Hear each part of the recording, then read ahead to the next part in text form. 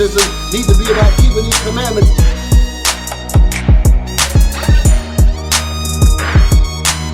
This is not what I expected out of them.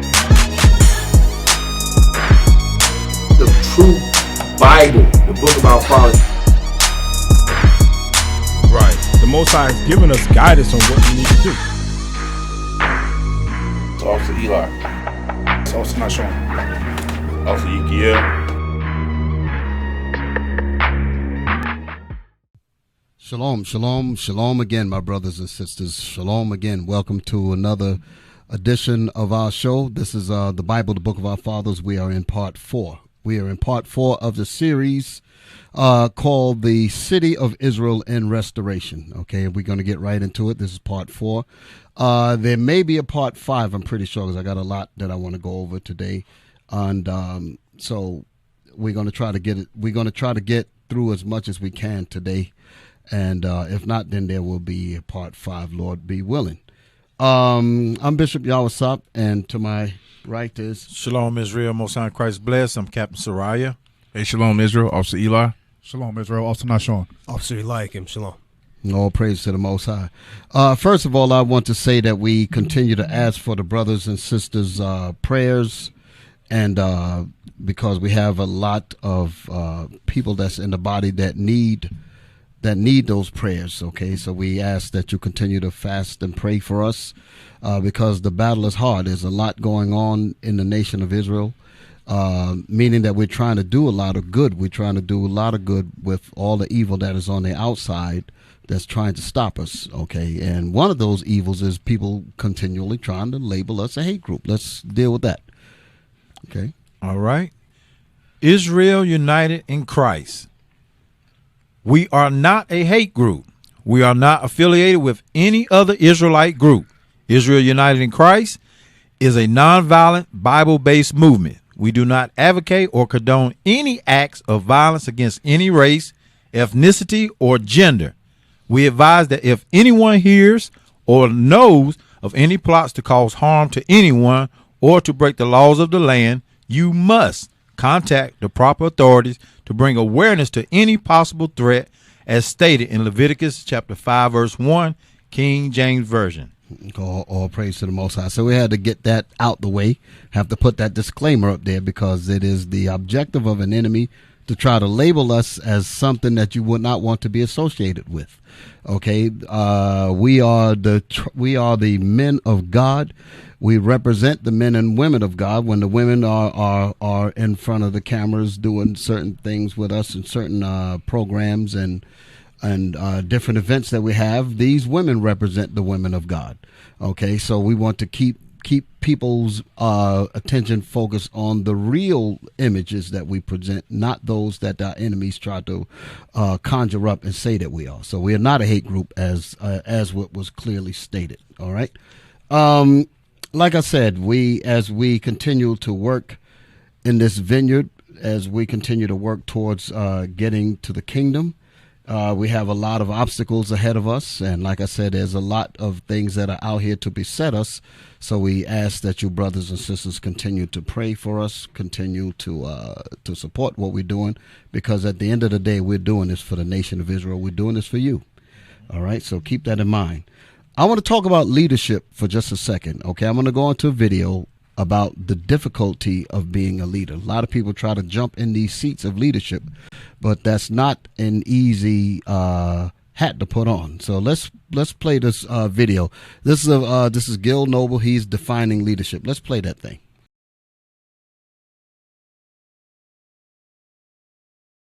Leadership really should be sculpted by those who create the leader. I don't think that the leader should ride into town like Clint Eastwood and rescue and solve the problem. I think the people have to organize and create a leader. That's what happened in Montgomery. Poor people got together and anointed the leadership. And there was a big quarrel about that, and finally Dr. King was. But that's the healthy way. Yes. Too many people think that leadership is somebody who announces that they're going to run and lead and they get appointed to some job. But that is not really healthy leadership. Now, pause I it for a think, second. especially- Gil Noble, he's from New York. He actually hosted a show. He passed away not too long ago, maybe a year or two ago. He hosted a program. It was actually his show called Like It Is. It's to air on ABC television in New York. And I used to watch many of his episodes. He had a lot of good interviews with a lot of great people. Paul Robeson, Malcolm X, you name him. He had a lot of people on the show, and he's been doing this for quite many years, so he's seen a lot. He actually knew Malcolm X. Him and Malcolm X used to be together in, I think he said around Convent Avenue, New York. That's like 129th Street for those of you that's around Harlem. So he really bumped into a lot of influential people. So when he makes the point about leadership, he's being straight on because it's correct. Okay, so he makes a point about Dr. King. All right, back it up a little bit. Let's get that. Who announces that they're going to run and lead and they get appointed to some job. But that is not really healthy leadership. I think, especially for when he says it's not really I healthy leadership, in case people got lost when I stopped the video, he's talking about those that just run up and just say, I'm the leader. You understand? Our leaders are born out of necessity. Okay, so that's what he's making the point of. People elect the leaders in a sense, and when the people are in a situation of dire straits, they look for someone who can lead them out of that predicament. So that's the level that he's talking about. Okay, in the Bible, God chooses these leaders because God is the one that sees the situation over all of the Israelites. So this is what we're talking about. And when these leaders are put up, the people will see if they are the men of God or not. Okay, I'll give you an example. IUIC was started because it was a necessity. Bishop pointed that out when he had that interview with Sam Kastenbaum when we had it in New York. He made the point that IUIC was brought into fruition because the truth seemed to like it wasn't moving anywhere. So the Lord put the Spirit on him to start IUIC, and as he started IUIC, we all joined in it. As a matter of fact, let me do something before I go back to this video. Go to that last picture that I sent y'all, since I'm on it. The very last picture. Don't lose the direction of where I'm going in terms of that. But show that. Show this here. This is how it started. Bishop did a series of DVDs. This is the very beginning of IUIC, and he had put these discs out. He was actually giving them away. Okay, so this one was called Our True Heritage, and him and the other elder at that time was on this disc here. And this disc right here is like gold. I'm talking about the information that's in it. Bishop was very meticulous as he went through those curses that he went through and explained our true heritage. He did an excellent, marvelous job with that. And that's something, if you haven't seen it, I'll confer with the bishop and see how he wants to put that out. But that's a good point to understand how IUIC got started. Okay. So let's go back to the video that I was talking about. But that is not really healthy leadership. I think, especially for an oppressed people, I think that we should nominate and anoint our leaders. And what is the responsibility of a leader?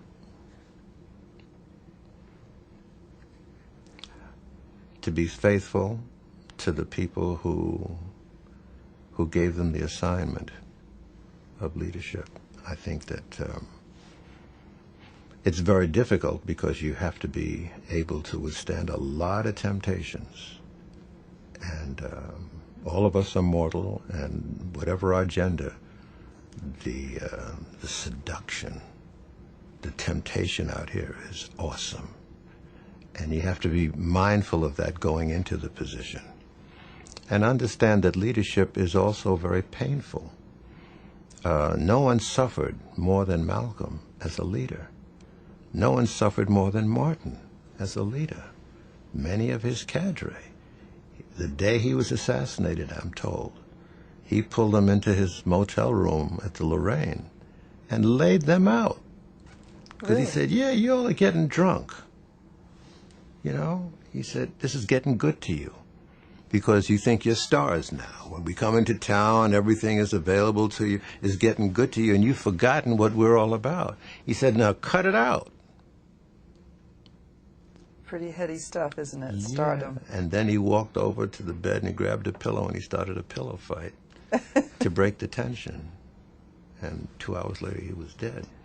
But I think that leadership is very, very difficult from within and from without, because there's jealousy, rivalry from within, and there's abject hatred from without.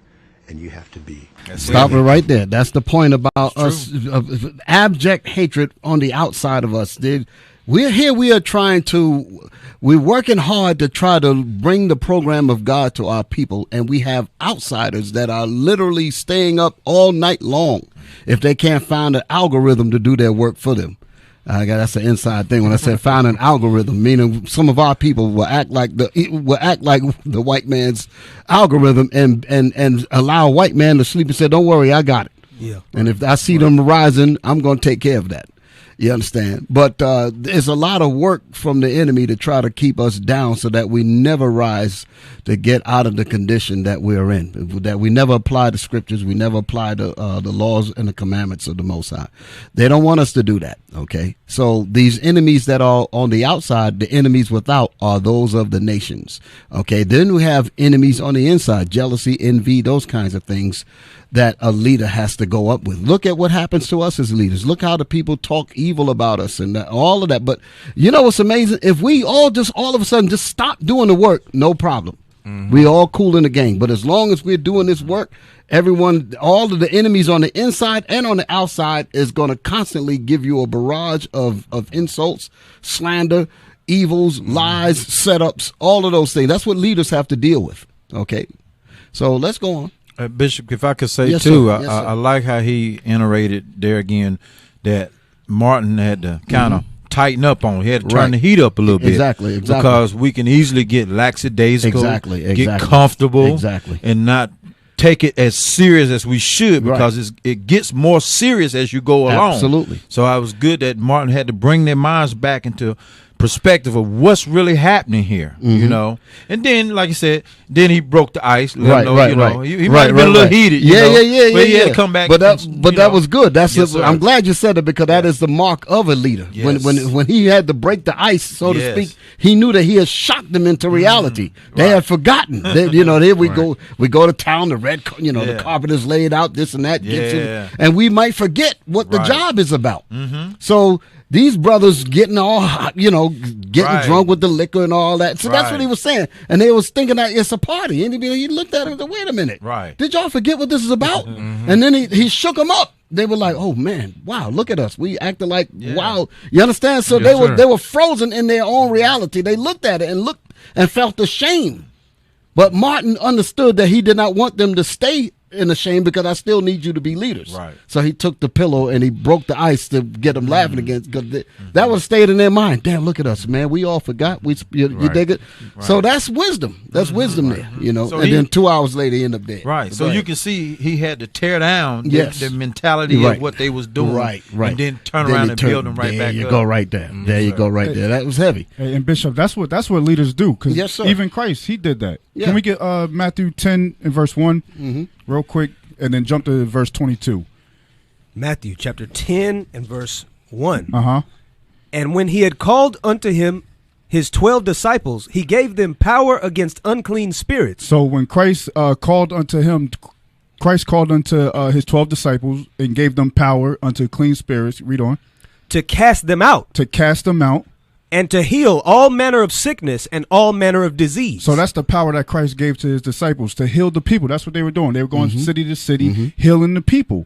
But, we can get comfortable in our situation. So Christ had to do the same thing Martin did. He had to bring them back to reality. Exactly. He had to humble them. Go to verse 22. Yes. Verse 22. Because they forgot the mission. Yep. You can forget the mission. That's the temptation. Right.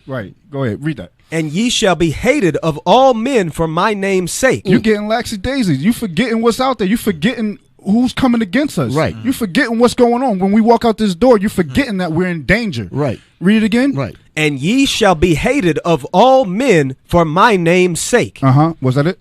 but he that endureth to the end shall be saved. So that was the point right there. Christ had to do the same thing. He had to bring him back. He had to humble him. Mm-hmm. All right. So exactly. Read verse 24 because, and I'll just use IUIC for an example. Mm-hmm. We come up under learning under bishop, and then you have men that start to get up in rank, and they forget. How can you be above the person that taught you? Right. Mm-hmm. So read what Christ had to remind the disciples as well. Verse 24. The disciple is not above his master. You can't be above the person that taught you what you know. Go ahead. Nor the servant above his Lord. Go ahead. It is enough for the disciple that he be as his master. We are to emulate. Is it enough? Read it again. Yes. It's a question. Right? Read it again. No. It is enough for the disciple that he be as his master. So he's saying you should be glad that you on a level to learn as your master has taught you. That don't make you above him. Go ahead. And the servant as his Lord.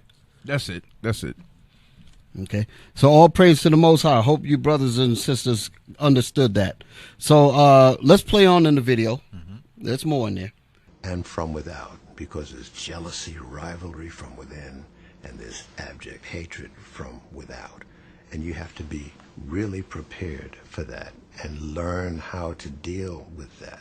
It's extremely difficult. Malcolm X, somebody asked him, you're being sought after, we understand, Malcolm, by members of the Nation of Islam. Is that so? He said, yes, that's true, but you have to understand the conditions that have created this animus among our own people, and it has forced us to turn on each other. Wow. You know, leadership is difficult. When I was a kid, they used to, in Harlem, the snowplows would put the snow up into these big heaps of snow, and coming from school, we would have this game called King of the Hill. And the goal is to be king of the hill. There's only room for one person at the top, and you're all fighting, slipping and sliding to get up to the top. And then one day you win, and you're king of the hill. That's when your troubles start. Yes. Now that part there is heavy there, because when you're on the top, when you're on the spotlight, any little thing, they're going to try to shine a magnifying glass on it to illuminate it before everybody. And this is, and like I think he said it, or he's going to say it, when you come into that position, you have to already have that in your mind to know that you're going to be on the spotlight, to know that you're going to be put on Front Street, to know these things when you get in there. So it is difficult. It's an honorable deal, but you have to be ready for that. Okay, it's nothing to just run into and say I want to do it, because there's work involved in it. Go ahead. I was going to say another heavy thing about that is he said the king of the hill, you on top of this big snow pile, right? People, anybody can come up behind you. Right. And it'd be your own people that'll come up behind you and stab you in the back. Right, exactly. Just to take you off that spot. Right. Mm-hmm. Go ahead. Yes. Because now you got to fight for all these other people. So leadership is not easy. Okay, so he's making a point that when you're at the top of the hill, you got to fight all these people off because they're trying to pull you down illegally or unrighteously. Right, you understand? They'll look for things, manufacture lies, manufacture gossip and things of that nature to pull you down. So again, you really have to understand what leadership go through. And some of us may understand it, some of us may not. When I was in Phoenix, I went over a class on leadership. I was speaking about Moses and how he was faced with the challenge of addressing all of the nation of Israel, their complaints and the problems that would come up from the Israelites. And his father-in-law told him how to set up structure. Mm-hmm. So he was advised to set up an infrastructure that ultimately turned into a whole system of management that sustained the nation as we were journeying through to get to the promised land. Okay, we were in the wilderness and we was going into the promised land, and Christ was the ultimate leader then, and he is our leader even today, and it's going to remain that way. Okay, and this was being done while having enemies inside the nation. You had Dathan and Korah. Mm-hmm. Then you had enemies on the outside, like the Edomites, that would not let us go through the land and stuff like that. We had issues inside the nation and outside the nation, and the leader had to deal with all of those things. So these are just things just to keep in mind when we're talking about leadership, all right? So in order for this leadership to work, it must take the knowledge of God, must take the knowledge and the program of God. And we must understand that knowledge and the program of God, and then we have to apply it. Give me the Bible now. Give me the book of Malachi. Let's start with that. Malachi chapter 2, verse 5. We're going to talk about the knowledge. The book of Malachi chapter 2 and verse 5. We want to talk about the knowledge. Malachi chapter 2, verse 5. My covenant was with him of life and peace, and I gave them to him for the fear wherewith he feared me. Now, this was talking mainly to the Levite priests, because that's what this chapter was written to. It was written about the Levites of the nation of Israel, the priests. Okay, read it again.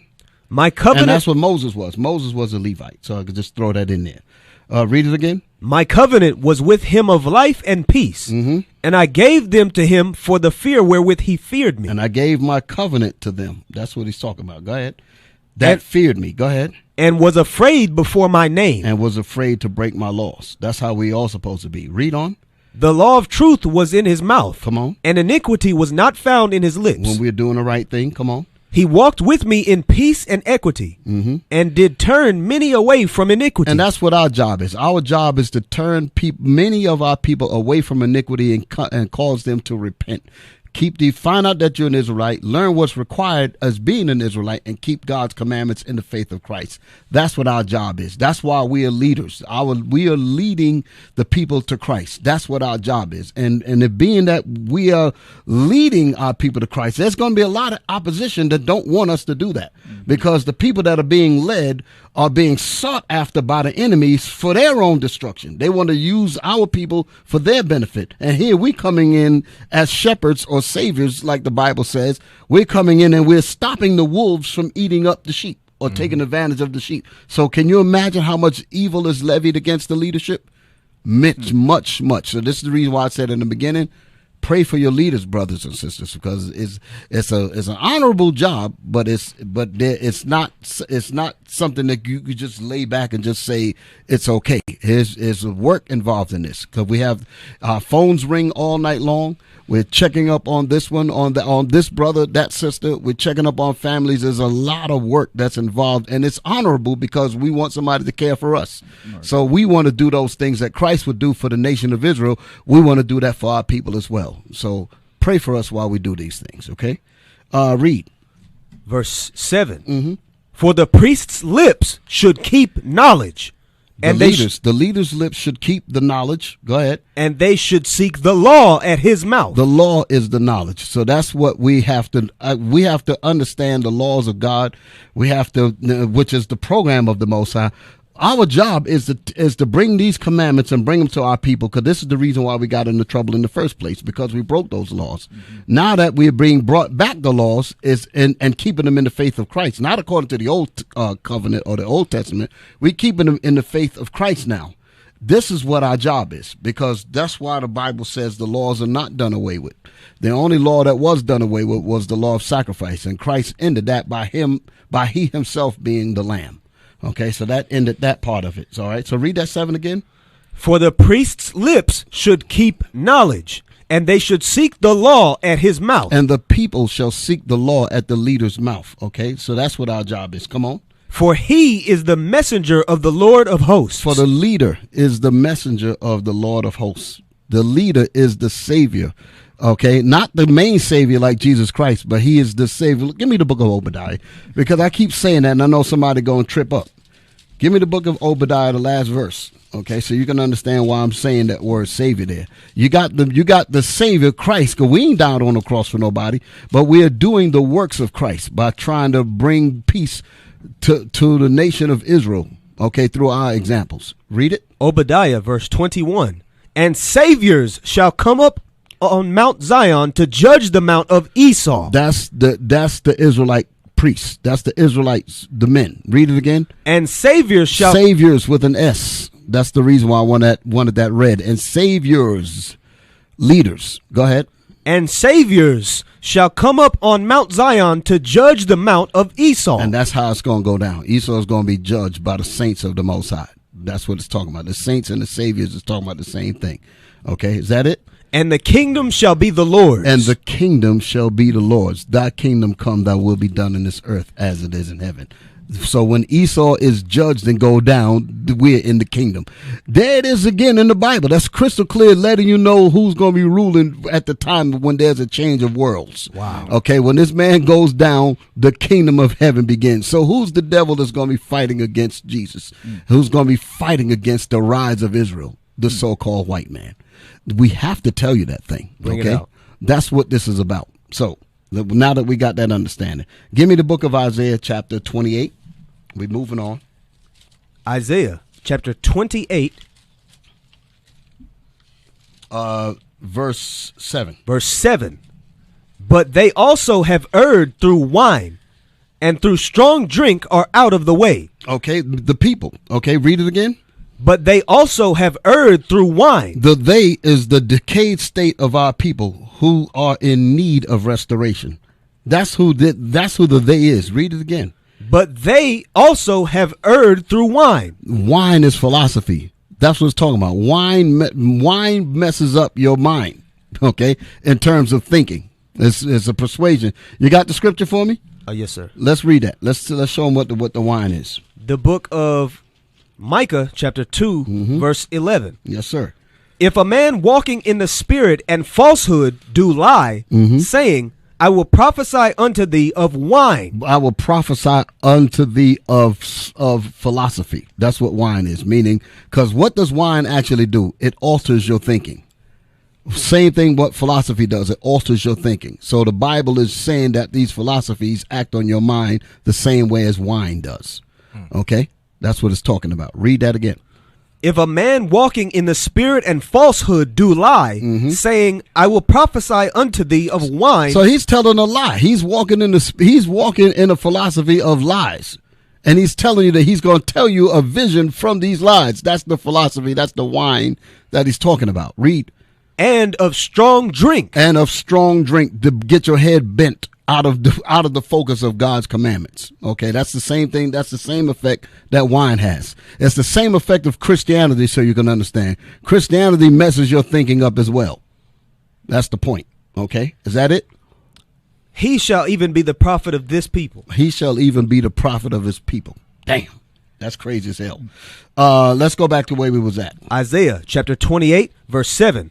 But they also have erred through wine, and through strong drink are out of the way. And they are out of the way of Christ. Go ahead. The priest and the prophet have erred through strong drink. The priest and the prophet have erred because of the Christian lies. So you can bring it up to date. They through philosophies, all them different gods and all that madness that was going on back then. And just like our people are hooping and hollering today over the same drunkenness. Read. They are swallowed up of wine. They are swallowed up in that mental mess called Christianity. I'm bringing it up to date now. Go ahead. They are out of the way through strong drink. They are out of God's way through strong lies, through strong philosophy. They are out of the ways of God. Go ahead. They err in vision. They err in their vision. Here they talking about all hands getting together, and the same hands that you're holding hates your guts. Okay, they don't want to see you rise up. They want you to remain comfortably in captivity. Okay, so that's some serious delusional wine that our people are drinking in the mind of these churches. Go ahead. They stumble in judgment. They stumble in judgment. They don't even know how to Here you got people coming in the church with all kinds of evil going on with them, and they don't even make proper judgments.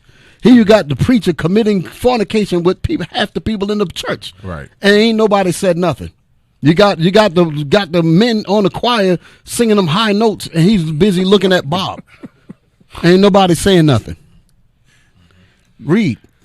For all tables are full of vomit. Tables and meaning their Bibles. So in other words, they got the Bible, but in terms of it being fruitful to them, it is just as if it is vomit, because they're not getting the real nutrients out of the Bible. That's the reason why the scripture going to say what it say. Read it again. For all tables are full of vomit. All their philosophies, all of their religions. That's what it's talking about, because they all hold the Bible. All of their philosophies and their religions is what? Full of vomit. Is full of vomit. Go ahead. And filthiness. And filthiness. In other words, it ain't the word of the Most High. The Bible itself is, but the preachers ain't bringing it out. And therefore, because the preachers ain't bringing it out, the people going to continue to be in hell. The people going to continue to be all messed up. Give me Isaiah. Give me Isaiah 5 and 13. This is an example of the people being in hell. This is an example of the people being dried up. Read. Isaiah chapter 4, verse 13. No, 5 verse 13. Verse 13. Therefore, my people are gone into captivity because they have no knowledge. So our people went into slavery because they don't have what? No knowledge. The knowledge that we was talking about earlier. For the people shall seek at the priest's lips the knowledge and the laws of God. Because the people ain't learning the laws and the knowledge of God. That's why another part of the Bible, Hosea 4 and 6, said, my people are destroyed because of the lack of this knowledge. Okay, so this is saying the same thing. Read it again. Isaiah chapter 5, verse 13. Therefore, my people are gone into captivity. Therefore, my people are gone into slavery. Go ahead. Because they have no knowledge. Because they have no knowledge. Our people, they are on strong drink, they are on strong wine philosophy, but they are not, even though they have the Bible, they are not getting what the Bible is really saying. That's the reason why a lot of times we be teaching in the street, the people are asking them, hey, what are you reading? What book is that? What book is that? And then they looking at it and say, wait a minute, we got this in our church. Right. How come it sounds so different? Because we're actually teaching it. Read it again. Therefore, my people are gone into captivity because they have no knowledge. Go ahead. And their honorable men are famished. The honorable men are their leaders. Mm-hmm. That's what it's told. Their honorable men are the men that they hold in high esteem. They what? It says, and they what? Then they famish. Read that again. And their honorable men are famished. Famished meaning that they're empty of the real truth of the Bible. That's what it means, famished. They're empty. They don't have the real wisdom of the scriptures to teach the people. Read. And their multitude dried up with thirst. And the multitude, meaning the people that are listening to these leaders, they're dried up with thirst because they're not being fed by the preacher that's supposed to be teaching them that. They're dried up with thirst because the Bible is supposed to be the water to wet those dry bones to wake the people up. But the preacher himself don't even have the water. Mm-hmm. So they're dried up with thirst following him, and he's famished because he doesn't know the Bible. Read that whole verse again. Therefore, my people are gone into captivity. Go ahead. Because they have no knowledge. So this is the reason why our people need to be restored. That's why I was talking about that earlier. Our people need to be restored from this decayed state of being misled. Read it again. Therefore, my people are gone into captivity. Go ahead. Because they have no knowledge. Because they're not being taught the laws of God. Go ahead. And their honorable men and the preachers and the teachers that's in these churches are famished. They are not bringing the word of God to the people. Go ahead. And their multitude and the people listening that's coming in the church to look for the Spirit of God dried up with thirst. They're dried up with thirst because they're not being fed by those that's supposed to have the water of the Bible to wet those dry bones. That's how that goes. Read on. Therefore, and because of that emptiness, hell hath enlarged herself. Our condition of hell has gotten worse. That's what it's talking about. Okay, because we don't have any knowledge, our condition of captivity has gotten worse. That's what hell is. Hell is captivity. Read. And open her mouth without measure. And it's gotten so bad, it's like we ain't never going to get out of this thing. Right. It's actually getting worse and worse and worse until a lot of us just going to get killed off. And I ain't talking about killed off in terms of just dying of disease or old age or anything. I'm talking about the Most High going to kill a lot of us off. Okay, I'm talking about that death. Okay, so that's it on that. That's it on that, right? There's more in the verse. Read. And their glory and their multitude, yes, and their pomp, and he that rejoiceth shall descend into it. They all that tambourine jumping up and down, they're going to descend right into the captivity. In other words, their problems are never going to be solved because they're not coming to the true solution, meaning the commandments of God. That's why the scriptures say, what does the Lord require of us? It said for you to keep the laws of the Most High and fear the Most High. Okay? Now, you had something? Bishop, could you break that down again, verse 13? Because what you said, there's a precept to go with it, but I want you to break it down again so they understand what you're saying is Bible. Yes. Please, Bishop. Yes, sir. Read it again. Isaiah 13. chapter 5, verse 13. Therefore, my people are gone into captivity. Therefore, my people, the Israelites, are gone into slavery. They are gone into captivity. If we're in captivity, everybody ain't equal. Right. Wait a minute. How in the world you gonna go into captivity if you ain't if you ain't in captivity under somebody? Right. So what in the world they talk about equality for? If you're in captivity, that means there's a captive, there's a captor, and you're the captives. Talk about that we all the same. Lord have mercy. Read it again. Therefore, my people are gone into captivity. My people are gone into captivity. Go ahead. Because they have no knowledge. And the reason why we're in captivity is because we are not applying the laws of God in our lives, in our communities, in our families. Go ahead. And their honorable men are famished. And their honorable men, the men that you call preachers and teachers and righteous spiritual leaders, what does it say about them? And they are what? Famished. They are famished. They are empty of God's water. They are empty of the Bible. They are empty of the true springing water that's supposed to resurrect our people from captivity. And it starts in the mind. Go ahead. And their multitude dried up with thirst. And the multitude meaning all those peoples. I mean, look at those churches, man. You see these big T.D. Jake churches, Creflo Dollar churches. I'm talking about the seats go all the way out of camera view. That's how much people be packed. There's like 1 million people in there. Auditorium, like 7 auditoriums, all rolled together, bigger than the doggone football stadium. All them dead bones in there. Damn. Read that again. Read that statement again. And their multitude. And their honorable men are famished. Go ahead. And their multitude dried up with thirst. So the whole church is thirsty because they are not being fed the laws of the Most High. They clean them up. Now get Bishop Amos 8 and 11. The book of Amos, chapter 8 and verse 11. Behold, the days come, saith the Lord God, that I will send a famine in the land, not a famine of bread, nor a thirst for water, but of hearing the words of the Lord. There you go, Bishop. Yeah. Hey, well, what's heavy about that scripture there is because a lot of our people ain't learning the Bible. We're about to touch on just what you just said. We're about to touch that point in the scripture. So read that again because it's going to parallel as I read on down in Isaiah. Read it again. Amos chapter 8, verse 11. Behold, the days come, saith the Lord God, that I will send a famine in the land, not a famine of bread, nor a thirst for water, but of hearing the words of the Lord. So of hearing the words of God, because that means that the truth was going to have to come out. The truth, the people in the church have not been getting the truth. That's why they say they all dried up. But now, like the scriptures say, the Lord have sent forth us, the apostles last. It's time for them to get it now. But they ain't getting it then. Now we're gonna back that up. I know what you're thinking. Well, verse 12, Bishop. Yeah. Verse 12. Read that. Verse real 12. Quick. And they shall wander from sea to sea. They will go from Christianity, there you go. Catholic, all of these different religions. Go ahead. Exactly. And from the north even to the east. Islam. Go ahead. They shall run to and fro to seek the word of the Lord. They're doing it because they want to be fed. They want to be fed. Go ahead. And shall not find it. Until we come into play. That's what we're about to read right now. I'm going to jump to it, then I'm going to come back to my scriptures here. Yes, Give me sir. Isaiah 29. Isaiah chapter 29. Let me tell you, hold it. Now I'm jumping out of my sequence. But I got to read it. Let me see if this is where I want to go. Yeah, 20 is this? Yeah, 29 and 10. Isaiah chapter 29 verse 10. For the Lord hath poured out upon you the spirit of deep sleep. Read the 9th verse. Verse 9. Stay yourselves and wonder. Cry ye out and cry.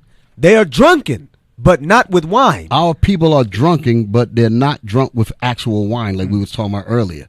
Okay, the philosophy that the stuff that they're into is Christianity, but it said so don't look at them and think that they're drunk but from actually drinking wine. They're drunk on philosophy. Read it again. Stay yourselves. Stay yourselves. That's what we're doing. We're in this Bible. This Bible is our stability. Okay, the scriptures say, for the wisdom and knowledge of God shall be the stability of our time. So we're stable in this truth. Go ahead. Stay yourselves and wonder. And when we look out here and we see our people in captivity, we see the real decayed state of our people. We wonder, can these bones live? Go ahead.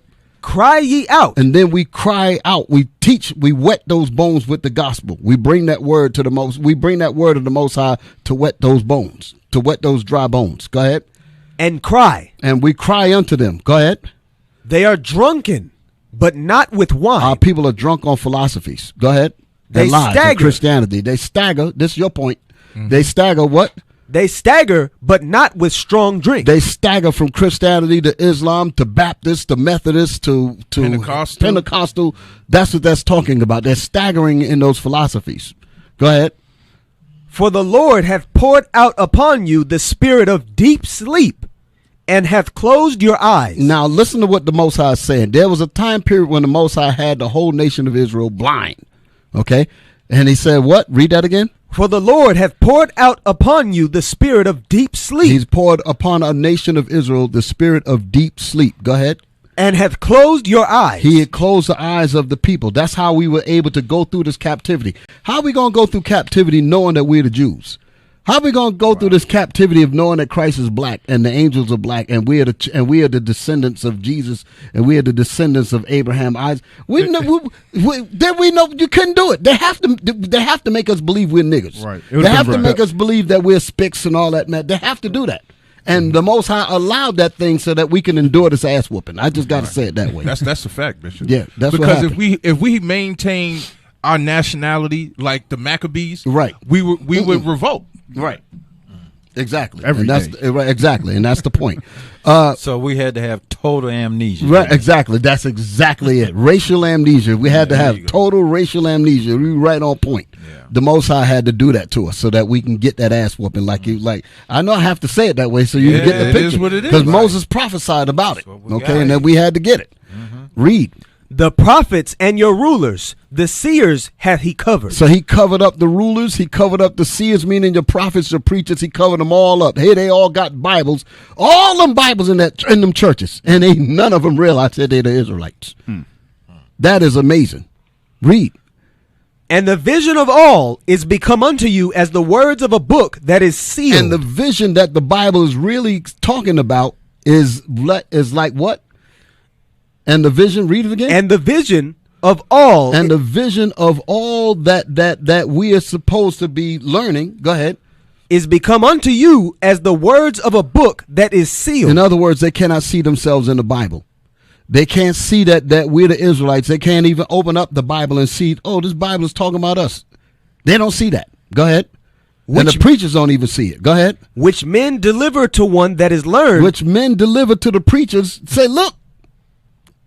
Show me who I am in the Bible. Right. And what the preachers say, well, did you repent?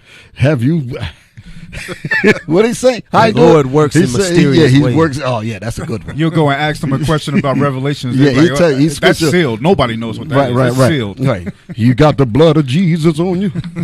Have you been baptized? Have you been redeemed? He that soweth sparingly shall reap sparingly. Yeah, that's what they say. You pass that pot around. Damn. You know what's the interesting fact, Bishop? I just looked it up. What book is sold the most in the world? The Bible. It's the number one seller of all times. The number one selling book. That means it's vastly spread across the world. Yeah. And it's sealed to those that don't keep the commandments. That's exactly what we read. Wow. Read that again. It's going to get heavier. Come on. Which men deliver to one that is learned, saying, read this, I pray thee. And he saith, I cannot. I cannot. I can't see us in the Bible. You got black folk getting on. They're the actual victims of Deuteronomy, the 28th chapter, and they pointing to white people as the Jews. Wow. That is some serious blindness. Go ahead. And he saith, I cannot, for it is sealed. He said, I cannot, for it is sealed. The Lord ain't revealed that to him yet. That's what he tell you. Go ahead. And the book is delivered to him that is not learned. This is the overnight preacher. Go ahead. Saying, read this, I pray thee. Go ahead. And he saith, I am not learned. Read. Wherefore the Lord said, for as much as this people draw near me with their mouth, and with their lips do honor me, but have removed their heart far from me. We've removed our minds and our hearts far from God. Go ahead. And their fear toward me is taught. And the fear that the people have towards what they think is God, go ahead, is taught by the precept of men. The white man taught them the concept of God and Jesus. That's what it's talking about. It has nothing to do with the Bible. Now go back to Isaiah 28. Isaiah chapter 28, verse 7. Oh, no. Go back to where you was reading. There was more I wanted out of that. There's a reason why I went here. Yes. Read it and one that delivered. That part. Isaiah chapter. There was a reason why I went here. Read that again. The bottom of. Read 29 and what verse? 12. 12. Verse 12. Read it. Let me hear it. And the book is delivered to him that is not learned. Give me the one that's learned. Verse 13. No. Ain't it before that? The learned one come before the unlearned. Yes, sir. Don't Verse it? 11. Come on now. Verse 11. And the vision of all is become unto you as the words of a book that is sealed. So our people go to the preacher. They say, listen, can you show me why my life is the way it is? Show me why I'm catching hell. Show me why my people are going into captivity and we're thirsty. Show me why. What did the preacher say? Which men deliver to one that is learned, saying, read this, I pray thee. And he saith, I cannot. So here you have the learned preacher that's not teaching the people. So the learned preachers ain't giving you the Bible. Understand what we read now. Read. Go ahead. Saying, and he saith, I cannot. So you can't learn the Bible from these learned preachers. That's number one. So we got that part. Read the next piece. For it is sealed. Watch this. Watch how this is going to turn out. Go ahead. And he said because it is sealed. So in other words, you go to church, you can't get what the Bible's talking about. Go ahead. Verse 12. And the book is delivered to him that is not learned, saying, read this, I pray thee. And he saith, I am not learned. So here you got both cases. You got the learned man that can't give you the Bible, and then the unlearned man that can't give you the Bible. So you know what the question is? If nobody's giving the Bible, where are we going to get it from? In other words, where is this truth? The learned people don't have it, and the unlearned people don't have it. So where am I going to go to learn this truth? Now go to Isaiah 28. Isaiah chapter 28. Verse 9. Verse 9. Whom shall he teach knowledge? That's where we stopped at, right? We read 8 again. Verse 8. For all tables are full of vomit. The tables, meaning the Bibles of the learned man, is full of vomit because he can't teach anything. Mm-hmm. Go ahead. And filthiness. And filthiness. And the unlearned man, he don't know the Bible either. So neither one of them can give you the truth because they don't have it. So that leaves the question, and if these guys, if the learned man don't have it and the unlearned man don't have it, where am I going to find this truth? When, as I'm running to and fro, where am I going to get it? This is what Isaiah 28 is talking about. Read. So that there is no place clean. So there's no place clean. No, the churches and the overnight church, the storefront church, neither one of them have it. Defiled. They're all defiled. All of their tables is vomit. So you're not getting the truth from none of these guys. That's what the Lord is saying. So the question is, if that's the case, where do I find the truth of the Bible? Now let's go to Isaiah 28. Verse 9. Yes. Whom shall he teach knowledge? That's the question. Who will God give his knowledge to, being that the learned man don't have it and the unlearned man don't have it? Who is God going to give it to? And whom shall he make to understand doctrine? And who will God make to understand his program, to make him understand this gospel? Who will God give that to? Go ahead. Them that are weaned from the milk. Those are the ones that he's going to give it to. Those who are keeping the commandments, that are weaned from the milk. The milk is the Bible. That's what it's talking about. This is the milk. Give me Peter. 2 Peter, what is it? 1 Peter 2:2? Yes, sir. Read that. 1 Peter chapter 2, verse 2. As newborn babes desire the sincere milk of the word. The what? The sincere milk of the what? The word. That's the milk. That's the breast that's being fed to us. Meaning we have to be in it, like a baby on his mother's breast. We have to be studying the Bible. That's the point. That's what it's saying. So he's not. So you got all these preachers that call themselves studying it, but they're not getting it. There's a reason why, because they're not keeping the commandments. That's the problem. Okay, read that again and then give me Hebrews. Give me Hebrews 5 and 12. I need that. 1 Peter chapter 2, verse 2. As newborn babes desire the sincere milk of the word. The sincere milk of the word is the very basic understandings of the laws of the priest that shall keep knowledge at the lips. That's what it's talking about. Okay. Where you at? Hebrews chapter 5, verse 12. Mm-hmm. For when for the time ye ought to be teachers, ye have need that one teach you again. Here you got people that's in the churches trying to teach and they don't know the Bible. The learned ones or the unlearned ones, neither one of them know the Bible. And they need to be taught again. Read. which be the first principles of the oracles of God. The first principles of the oracles of God. The first principles is the basic laws, the dietary laws, so you can understand. The civil law, the ceremonial law, the laws of the commandments that tell you what's high holy days to keep.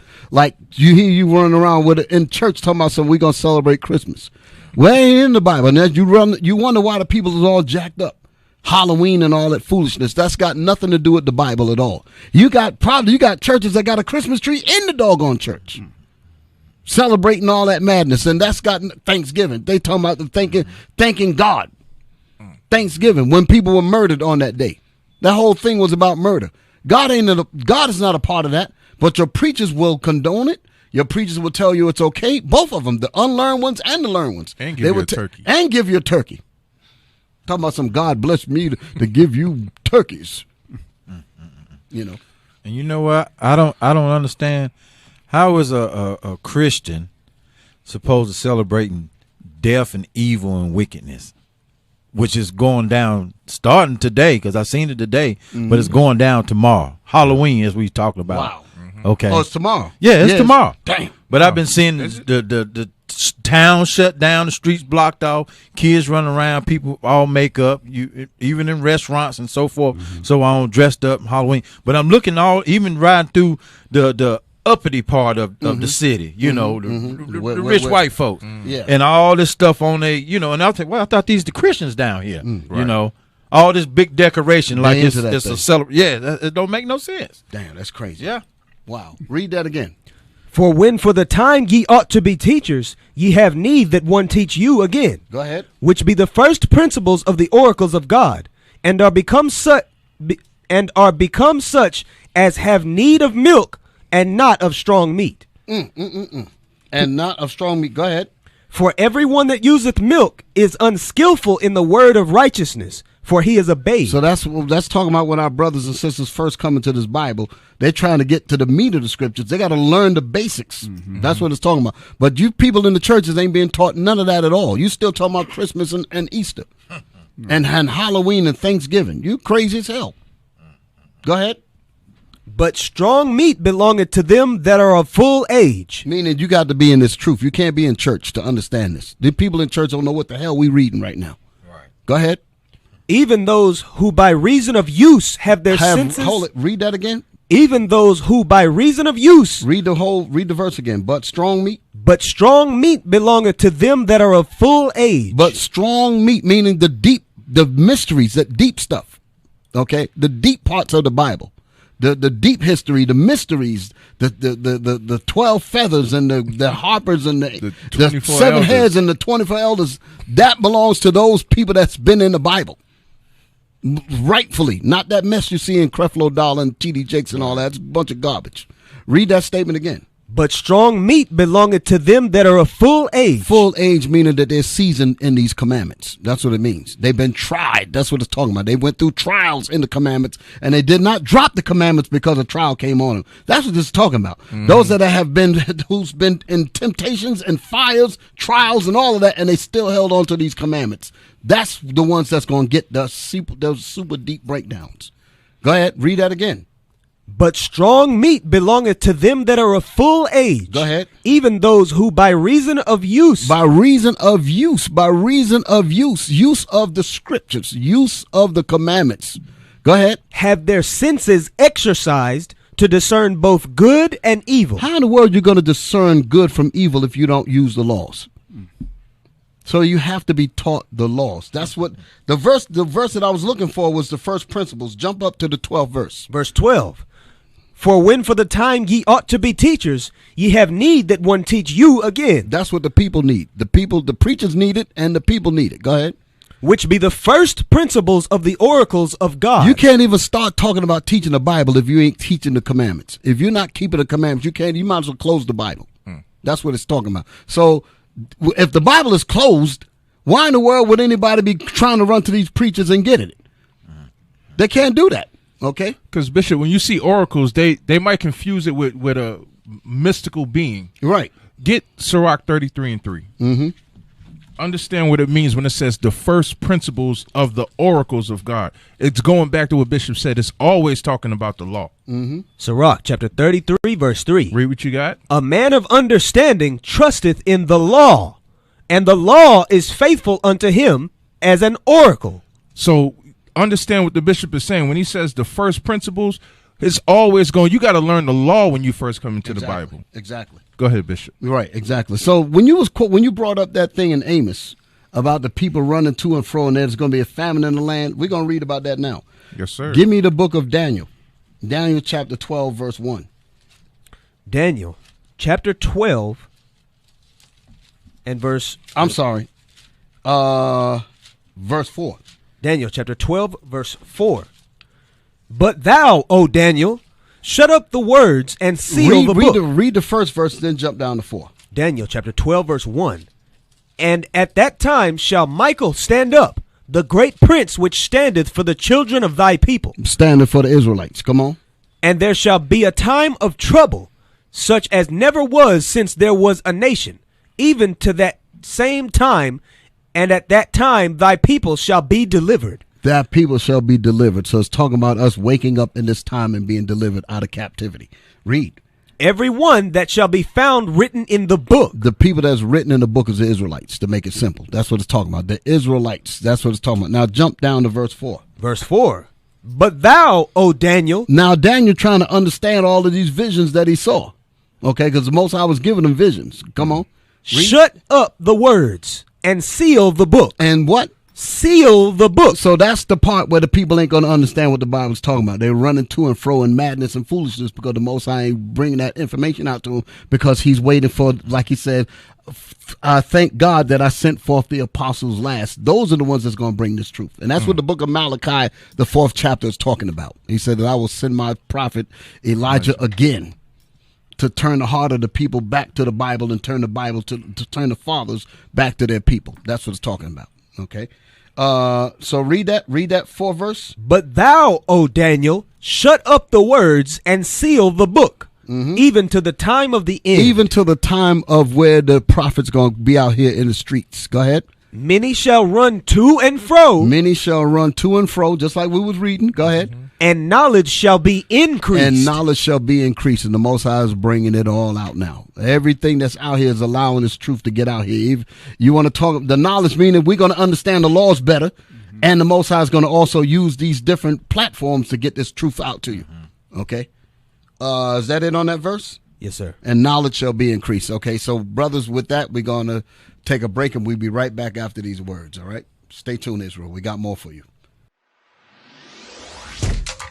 Shalom, Israel. This is Bishop Nathaniel. I want you to know that you can view all our Sabbath classes live on IUIC TV. That's right, I said on IUIC TV.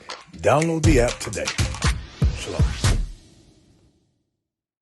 We the only team don't play games. Championship rings, need champagne. Babylon can't stop this campaign. Rampage, cause I know why the heathen rage. Cause the guys be bringing it out. This kingdom, we bringing it down. Lost sheep, we'd have been found. Wait until we get a crown. Crown talk, yeah, this that crown talk. Nehemiah don't want to be like Nino Brown now.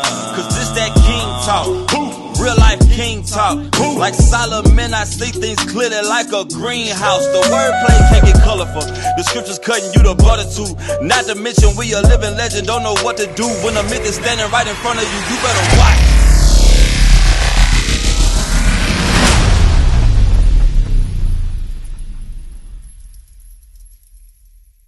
Okay, all right. All praise to the Most High. We're back, brothers and sisters. We are back. By the way, the Levite sound record and the video that y'all saw, y'all can see that on Original Royalty, where you can get the music. Okay, you can download it, and I think it's on your major Spotify, SoundCloud, Apple Music, those platforms. All right, so just putting that out there.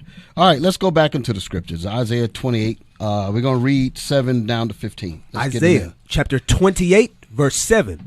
But they also have erred through wine. Meaning our destroyed people that's coming to these preachers trying to get the word of God. Ain't nobody really came to them to bring them out of that captivity, meaning that mental bondage. Okay, that's the reason why when we was reading in Isaiah the 5th chapter, the people are in hell. And the honorable men are famished and they ain't teaching them anything. Therefore, the people are dried up and everybody's gone into the worst state of captivity to be completely decayed and destroyed.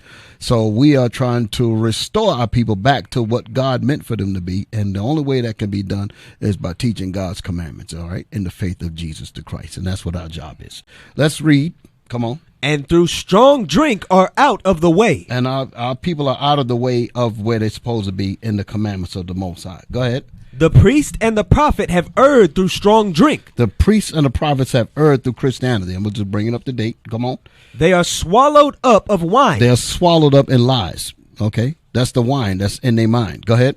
They are out of the way through strong drink. Drunk through lies in Christianity. They err in vision. They can't see. That's the reason why the Bible said, and the vision of all is like unto a book that is sealed. They can't even see the people. They can't even see Israel in the Bible, and they're teaching Israel. That's crazy.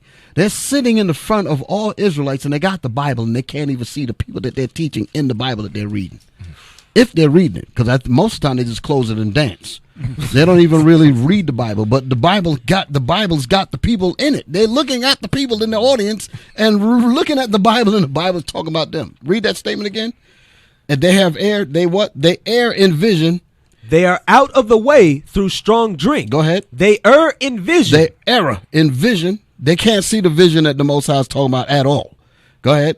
This particular class, this particular series, I'm going to get down to where we want to really show you the vision that IUIC is bringing to the nation of Israel, and that's what the rest of my class is going into. I don't even know if I'll get to it today, but I definitely want to bring that in because there's a lot that we're doing. That's why I said pray for us, because there's a lot of work that we're doing in trying to address the needs of our people. Okay, so this is why we do what we do. Read. They stumble in judgment. And they stumble in judgment. Here you see wickedness going on in the doggone church and you don't say anything. That's what it means, stumble in judgment. You ain't judging nothing. You got people sleeping around with everybody, fornicating, whoremongering, all types of madness going on in there. Ain't nobody saying nothing. Right. Wow. And if a preacher even thinks to do something about it, like let's say one of the congregants get out of line and there's a little bit of judgment coming, the media will get on his behind. Mm-hmm. And shut his church down, and he's afraid of that. That way, he won't even mess with it. He won't even judge, even though he might know that this is wrong. Some of these preachers know that the stuff that's going on in these churches ain't right, but they know that if they do that, they're going to suffer loss. They're going to suffer loss of funds. They're going to suffer loss in all kinds of areas. Mm-hmm. Okay? Read. For all tables are full of vomit and filthiness. Read. So that there is no place clean. There is none of these churches are clean. None of these philosophies are clean. There's nothing out here. You cannot learn the truth from nobody but the Israelites. That's the point. That's what it's really saying. You cannot learn this truth from nobody but the Israelites. Period. Read. Whom shall he teach knowledge? Whom will God give his correct knowledge to? Go ahead. And whom shall he make to understand doctrine? And who will God make to understand what the Bible is really talking about? Go ahead. Them that are weaned from the milk. Those are the ones that he's going to deal with. Those that are weaned from the milk, which is the Bible, the commandments of the Bible. Go ahead. And drawn from the breast. And drawn from the breast. That's hip talk. The breast is talking about like your mother's breast would be the Bible. We're supposed to be sucking on it, so to speak. Go ahead. For precept must be upon precept. And how do you do this? It says, for precept must be upon precept. Now we got to line the precepts up. Deuteronomy the 28 with Luke 21, 24, and different Psalms 83, Revelation, right. Different. You start putting the pictures together, Exodus 20 and 2, to show what bondage is, what Egypt is bondage. We start putting the precepts together, and that gives the people the clear picture. They be like, wow, all this time that was in that Bible. Mm-hmm. I've been in church since I was knee high. Mm-hmm. My mama dragged me to church, and I'm 47 years old, and I don't know any doggone thing. And here you show me out of a couple of verses. Now I'm realizing what this Bible's been saying all along, but my preacher never taught it to me. Go ahead. Precept upon precept. So precept upon precept, you have to put the precepts together. Hey, I watch white preachers try to do this. So Edomite preachers thinking that the spirit ain't gonna work with them. They're gonna.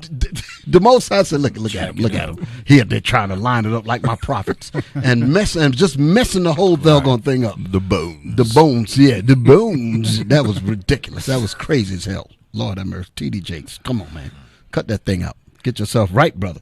Read line upon line, line upon line, line upon line. You got to put those precepts together. Come on. Here a little in the Old Testament, for an example. And there a little in the New Testament, for an example. That's how you when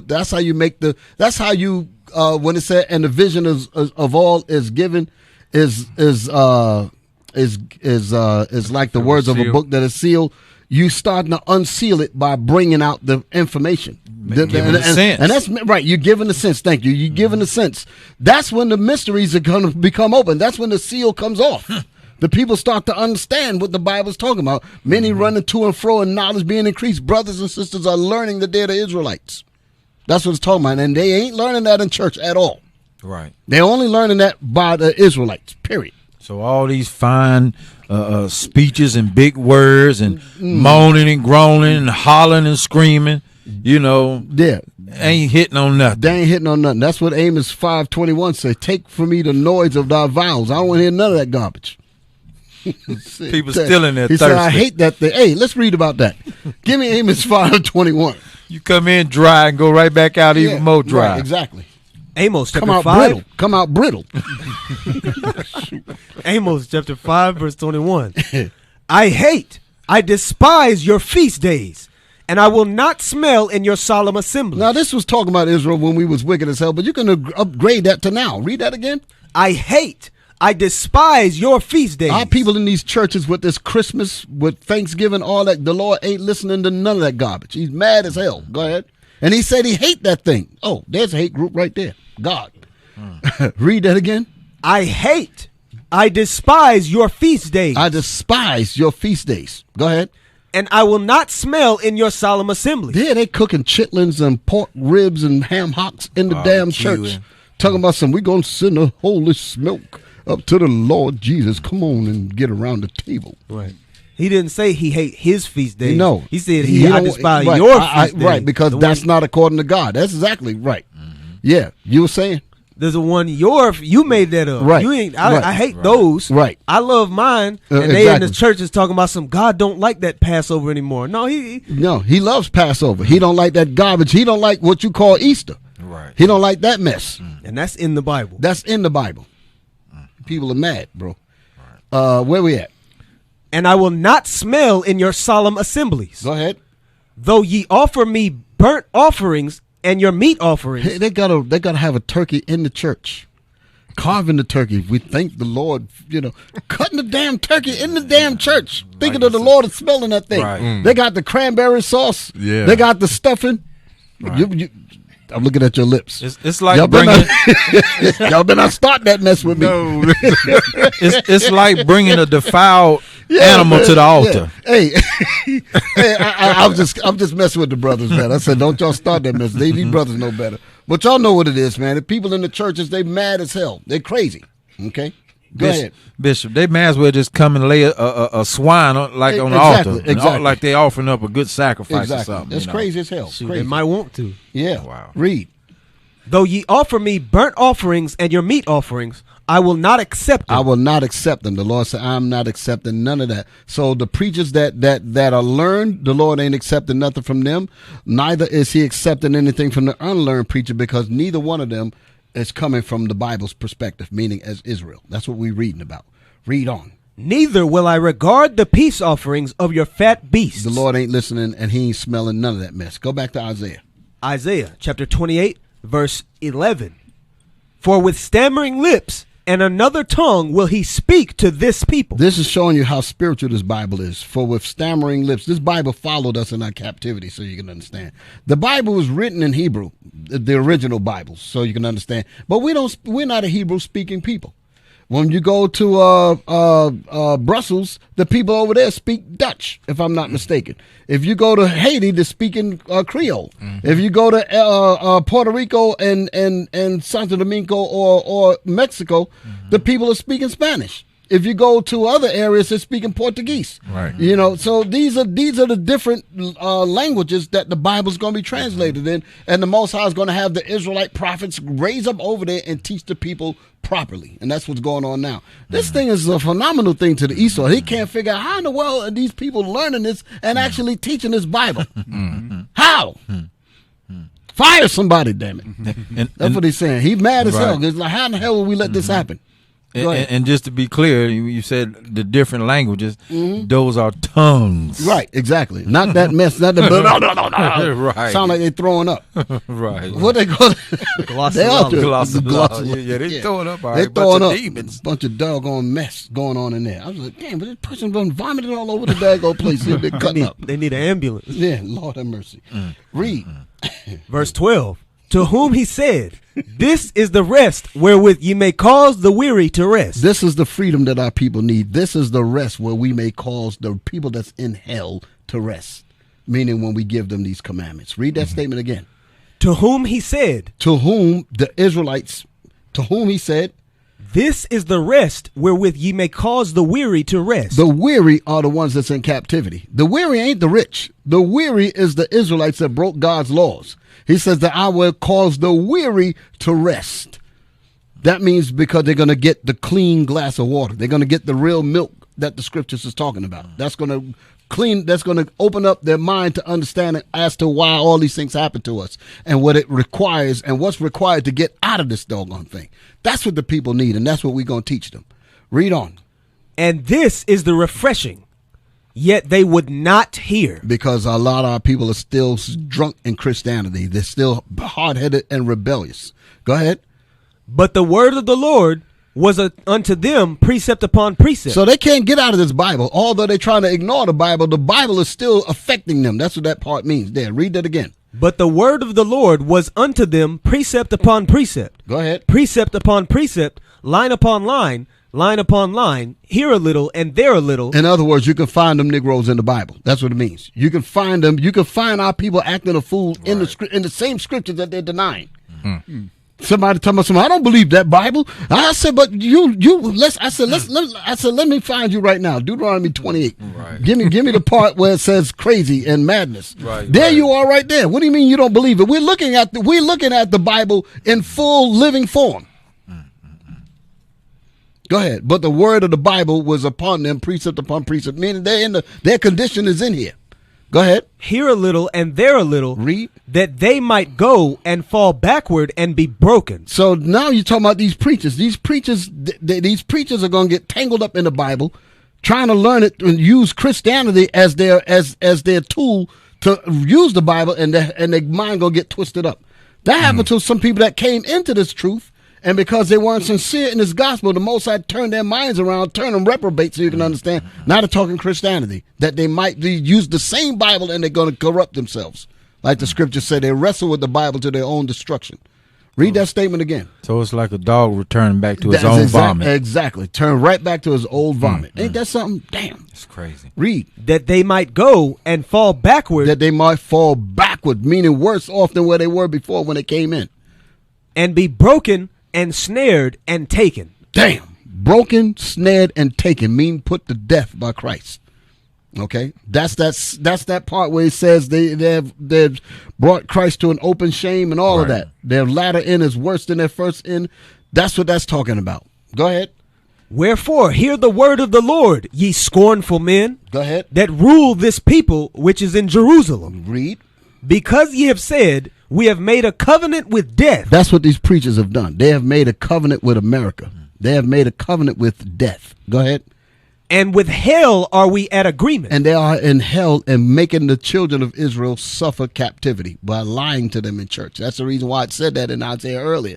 The people are gone into the captivity and the preachers are okay with it. Read that statement again. Because ye have said. Because you preachers have said. We have made a covenant. T.D. Jakes, Creflo Dollar, all of you guys, you have made a covenant with, and you know what the truth, because Bishop be getting it on. Bishop be tearing it behind her, and I know they see that daggone thing, and they trying to ignore it, act like they don't see it. Then try to do something to reverse it. Try to do something to turn it around.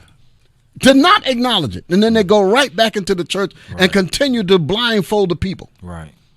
Read that statement again. Because ye have said. Because you preachers have said. We have made a covenant with death. You said, listen, man. Listen, IUIC. Listen, Bishop. Listen, captains, deacons. We made a covenant with the white man. We made a covenant with death. And don't you niggas with that purple on try to stop us. That's what they're really saying. That's what they're really saying. Go ahead, read it again. Because ye have said, we have made a covenant with death. We have made a covenant with death. Go ahead. And with hell are we at agreement. And we are in agreement with the hell that Esau, the white man, has put on us and put you black people in. And we love that thing. That's what they're saying. Go ahead. When the overflowing scourge shall pass through. Meaning the Most High going to bring judgment on you. Go ahead. It shall not come upon... Excuse me. This is what you say. You say, it shall not come upon us. Read that statement again. When the what? Overflowing? When the overflowing scourge shall pass through. Go ahead. It shall not come unto us. You think that you ain't going to get jacked up by the Lord because you trusting in this covenant that you've made with Satan. Go ahead. For we have made lies our refuge. Damn. We have made lies our safety net. How in the world you going to go and ignore Deuteronomy, the 28th chapter, you preachers? How you going to do that? How in the world are you going to look at Deuteronomy? I'll just use one verse. Deuteronomy, the 28th chapter, the 68th verse. How are you going to not teach that to your churches? How could you do that? How could you sit there with all those dead bones out there and you got the Bible? You can get the 48th verse with the yokes of iron. You can bring and wake your people up and you ain't said a damn thing because you made a covenant with death. Read that again. When the overflowing scourge shall pass through. Go ahead. It shall not come unto us. You said that God's judgment, that's that overflowing scourge. That's going to come from God. You said that ain't going to work. That's not going to move us. Go ahead. For we have made lies our refuge. For we have made lies our refuge. You won't even teach that Jesus Christ is a black man, for crying out loud. You won't even teach those poor people that. You won't even teach that they are the Israelites that the Bible speaks of that went into slavery because we broke God's laws. You won't even teach them that. You've made lies your refuge. How in the world you going to sit up there with all of these people in the churches? Where did these people come from? Where did the black people come from, you preachers? Where did they come from? Where did these Hispanic people come from? Where did these Indians people come from? Where is their history in the Bible? You're supposed to know that. Where do they come from? Oh, they just Gentiles. You're a bunch of demons. Right. You're supposed to go into that Bible and show them that they're the Israelites that the Bible speaks of. Right. Go ahead. And under falsehood have we hid ourselves. And under the Christmas tree and under the turkey. And under the Thanksgiving and the ham hocks and the Easter egg bunny. You evil as hell. Rabbits don't even lay eggs. You ain't even told the people that. Right. You ain't even told the people that. Right. Got a damn Easter bunny. What the hell what does a bunny rabbit have to do with eggs? Nothing. You ain't even taught the people that. You've made lies and falsehood your safety net. You're going to pay for that. I'm telling you now, you're going to pay for that. Here they go, Bishop. Here they go. Yeah. Micah 3. Come on. Micah 3 and 11. The book of Micah, chapter 3. Start at verse 9. Micah chapter 3, verse 9. Hear this, I pray you, ye heads of the house of Jacob. You pastors, you preachers, go ahead. And the princes of the house of Israel, that abhor judgment. Abhor judgment. That abhor judgment. Abhor means hate. That abhor judgment. Okay, all right. That's just the way you pronounce it. It's a tongue. That's just how you need an Easter egg? Go ahead, man. Read on. That abhor judgment and pervert all equity. Read on. They build up Zion with blood. Why? Because they're not teaching us the Bible. So what does that cause the people? That causes them to err, leaving them in sin, leaving them in death. Go ahead. And Jerusalem with iniquity. Read. The heads thereof judge for reward. Go ahead. And the priests thereof teach for hire. That's the problem, Bishop. That's it right there. That's the problem. Go ahead. And the prophets thereof divine for money. And what do? Read. Yet will they lean upon the Lord. They'll lean on the Bible and do what? Read. And say, is not the Lord among us? It's not. You see all these people? Is God not with us? Look at this. Go ahead. none evil can come upon us. Because they made an agreement with Esau. That's exactly what we just read. And that's why it's imperative that you choose your leaders correctly. Exactly. Otherwise, what are we talking about? We're talking about restoring our people. Yep. If the pastors that our people are going to, and they're telling them lies, because that's what they live at. They live in lies. They're telling them, hey, the laws of God are done away with. So with that comes what? You can murder, you can commit adultery, and all these things run rampant in our communities, and that's why our communities are in shambles the way that they are. Right. And that's why you need the correct leaders so we can restore the decayed state of our people. Right. That's right. Exactly. Hey, I'm going to jump and jump to something. It's further down in my lesson, but I'm going to bring it out on this one, and then next week I'll go back over it again. Put my article up there on the spending, because we're talking about our people being completely jacked up, and the preachers ain't pointed to nothing. Oh boy! Come on, Eliakim. You got your words together now, right? Yes, sir. You don't abhor this, do you? No, sir. All right, come on with it. From the top. As black buying power grows, racial profiling by retailers remains persistent problem. This is the white man that put this out here. I'm going to say the white man because he's Esau. Let's go back up to the top. This is put out by who? CNBC. That's white folks. They put out an article that says, as black buying power grows, racial profiling by retailers remains a persistent problem. Wow. Now, jump down to the meat. Key points. George Floyd's killing has sparked a national conversation not only about police reform, but also about the everyday places where black Americans face discrimination. Key points, but it didn't make a damn difference. Go ahead. For more than 2 decades, black Americans have been most likely to report unfair treatment while shopping, according to Gallup poll. So when black people go to spend their hard-earned money, I say hard-earned money because when we spend, we ain't getting no discounts. Mm-hmm. We ain't getting no breaks. We work the hardest for the smallest amount of money. Then when we go spend it, we get treated like dogs. Damn. Go ahead. Black consumers. There's some psychological stuff going on when you start looking at things like this here. Because hold it, we're gonna come back to this here. I want to stay on that for just a second. Go to the other article. Go to the other article. Go to this one here. It's time to hit it now. It's time to hit it. I done jumped out of sequence, but that's all right. We're going to fix it up next week. Read this. What does it say? This is by Nahshon. I don't know if this News is One. Yeah, News. Oh, that's new. Damn, what I said. News. Damn, maybe. Don't tell me I need egg. News One. Lord have mercy. You better abort that. Better. Go ahead, bro. Wow. Go ahead. Read that. News One. I'm sorry. Black buying power in the pandemic. Man, they should have put a space between it. Why they gonna do me like that, man? But that's all right. Go ahead. What it say? Black buying power in the pandemic. Pandemic, it should say. Black buying power in the pandemic.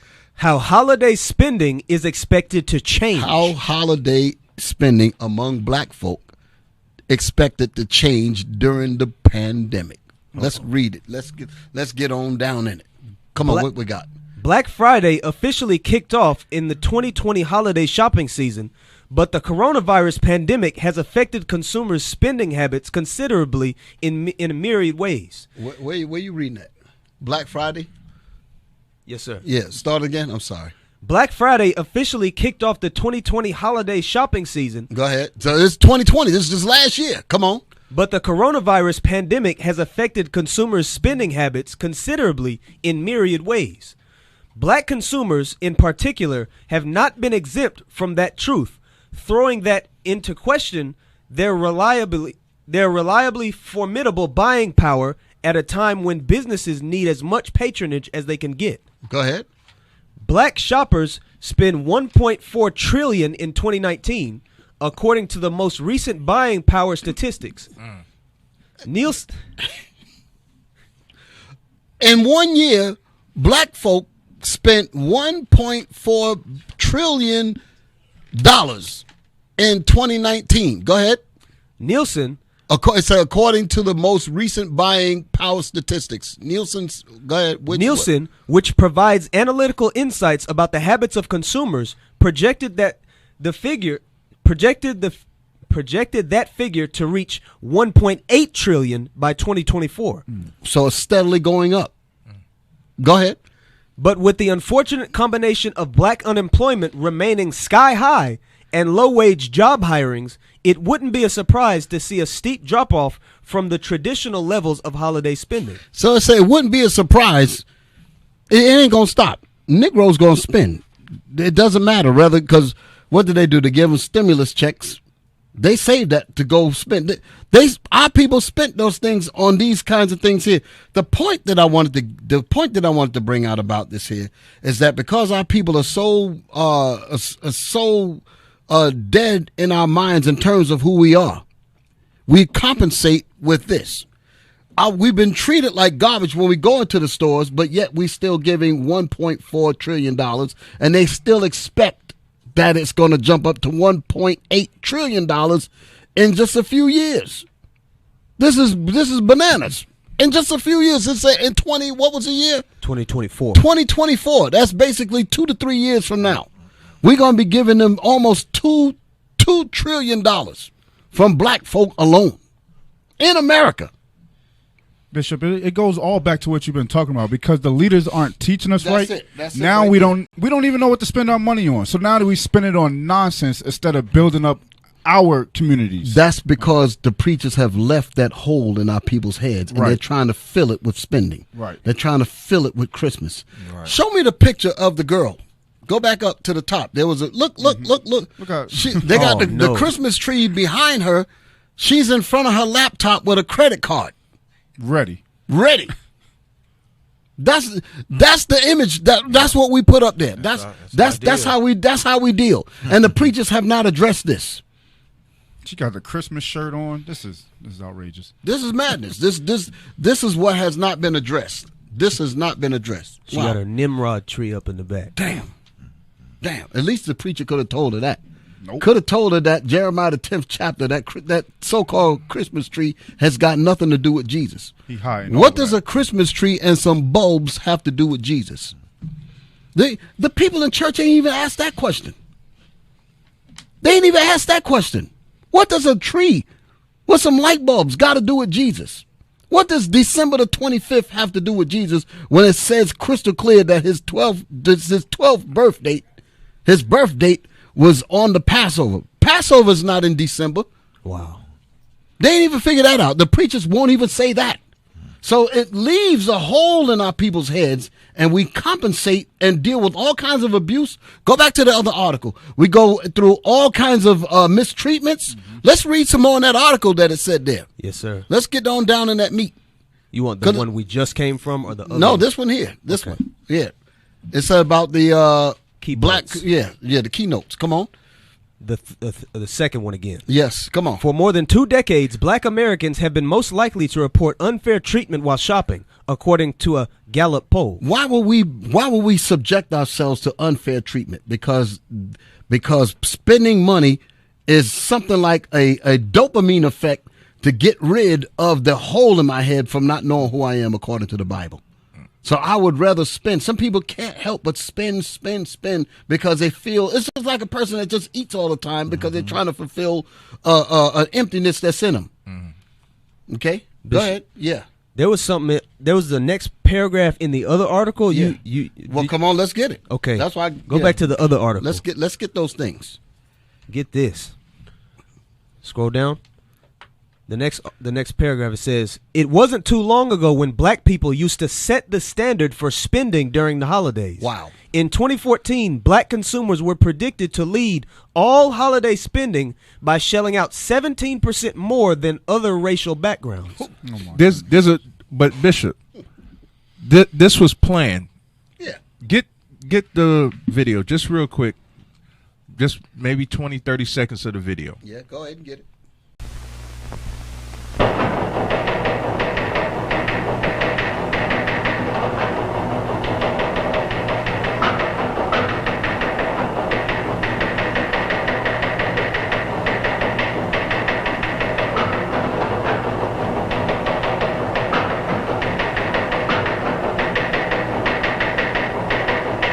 You see his face?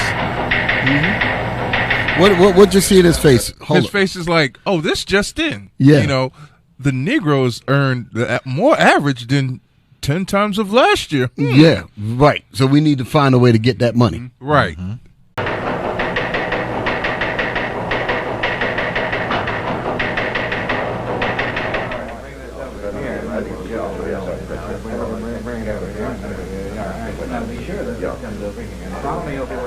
Well, move that over there. Why don't you You got the level on that, Joe? So they don't realize, Bishop, like what they're doing now, that's Facebook, that's Twitter, Right. that's Instagram. There you go. That's what they seeing now. That's the old version of what would be Facebook, Twitter, Instagram. And their advertising or their advertisement is to white folks and their companies, right, and teaching them, hey, we need to sell to them. Right. So we need to appeal to black folks. Yes, correct. To get that money. We need to get that. That's why they put in New York. That's why they got all the chicken shops, chicken wings, Wolfire Wing, and all that madness right there. Bodegas. The corner. That's why they're there. And learn how to cook macaroni and cheese. Man, this what they eat. Try to. Collard greens. They're on Moab cooking collard greens and chicken wings and all that. And there's a horror story that I could tell you about that. There was a sister, I forget her name, she had a restaurant in New York, and she came to the Apollo Theater to complain that the black people was patronizing the Koreans or the Chinese people for that outpriced them because, you know, the sister, she's selling stuff to the community. She got the collard greens and all that. Black owned business. It was a black owned business. Moab moved right beside her and undercut her prices, and the Negroes went there. Wow. She went to the radio station to complain about it. Tell me it wasn't Sylvia's. No, it wasn't Sylvia's. Sylvia's wasn't. I'm talking about this was on, I tell you, it was on 125th Street on 8th Avenue or Frederick Douglass Boulevard. There was, I think it was called Mama's or something like that. I remember like an orange storefront. I can't remember the name exactly. But Moab set a shop right there. And she came in and complained about Sylvia's is like Lenox Avenue, like 7th and Lenox. Yeah, like 127th Street, something like that. But go ahead. Oh, hey, how's this video coming through? Are the lights hot enough? Don't forget the dolly and close. All right, be sure and stay clear of number 2 camera, and all set. Stand by.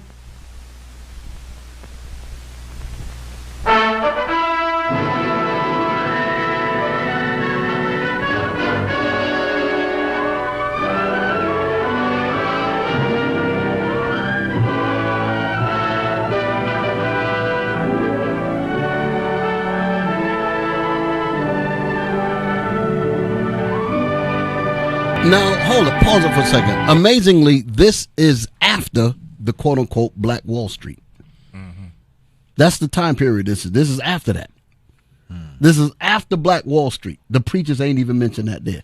The preachers didn't find nothing wrong with this. So, and the churches are supposed to be like a community center where you're supposed to really be dealing with your people. Go ahead. You were going to say. So I was going to say, they seen Black Wall Street. They seen our people being self-sufficient. They destroyed it. Now all of a sudden, the secret to sell to the right. So they seen how well they were doing. They was like, they put that face back on again. Exactly. How are we going to get these Negroes money? Right. And then just like when in one of the videos, I think it was a video I did in Dallas with Captain Joshua and Deacon IBL. They do this to keep us in the same social construct of being a slave. Right. Yes. Needy. You know, keep us in the same, teach us how to continue to just put ourselves back in the system instead of doing something for our own selves. Right. Because just where we stopped at, put that on the screen. So it says presented with the cooperation of the Johnson Publishing Company Incorporated, right? Publishers of what? Ebony Magazine, Tan, Jet Magazine, and Hugh. So Ebony and Jet, I know when I was coming up, those were one of the main magazines that you know appealed to African Americans, so-called African Americans. Right. And now you can see from 1954 that that was the plan to appeal to us to get us to do what?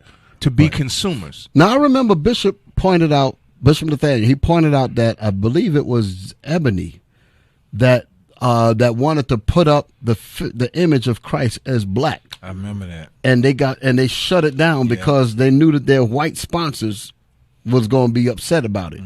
But with us spending $1.4 trillion, we could make some things happen in our direction, brothers and sisters. We don't really have to be in this foolishness like we are. All we need is some re-education of our mind in these scriptures. The Bible tells us how to deal and how to work together so that we can work and do things for ourselves. Now, this ain't to make any kind of utopia to try to stay here, because the minute Christ bring the bomb, I'm glad. Get the hell out. Let it all go up in smoke. That's it. We ain't trying to hold on to this thing a millisecond longer. Right. When the Most High send the angels and all that to destroy all of this, we, like Nahshon used to say, our king, he said, the minute Christ come in, he said, whoop, we're just gonna drop everything and just go. He said, done. That's it. That's what we are. Pilgrims upon the earth. You dig it? We use this world but not abuse it. Okay, we ain't gonna get tired of this foolishness. Go ahead. You had more to just bring out speed up just a little bit, just so we can just get a little bit of the point and give it back to the bishop. Hello, I'm Bob Trout. I've got a story here that I think is big, really big, because it's bound to have a terrific impact on business. I'm talking about a new market, a big new market, millions upon millions of new prospects with $15 billion to spend. That's right, I said $15 billion. That's a lot of money, isn't it? The surprising thing is that it's a fresh market, still full of opportunities. It grew up so fast, got so big in a hurry, that few of us realize its scope. Now, these days, nobody's likely to pass up chances to sell. And yet right here in our own front yard, there's a neglected market. There's money waiting to be spent. To get the story of this market, to be able to tell you the secret of selling the Negro, we did a lot of digging.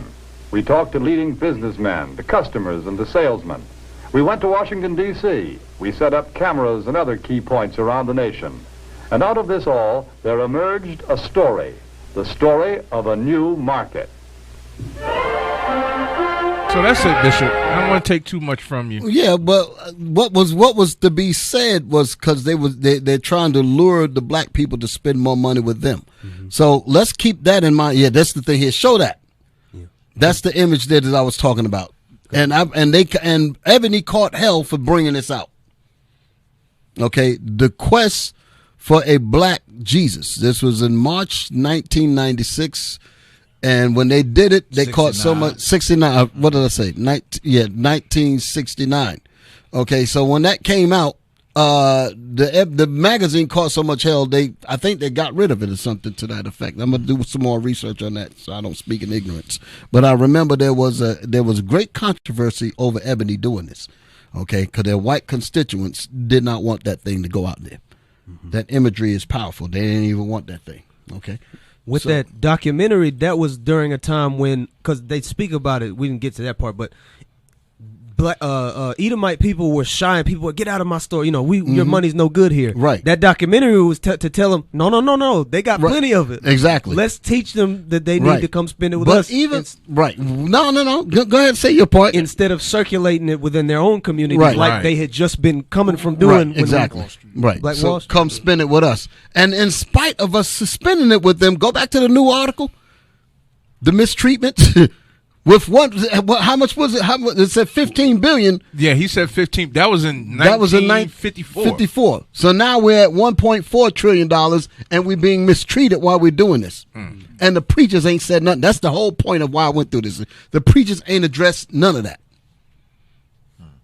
Go ahead, read that. As long as the preachers getting they're getting their money, they should shut their mouth. Right. Key point. Which one you want? Number 4. Yeah, black consumers.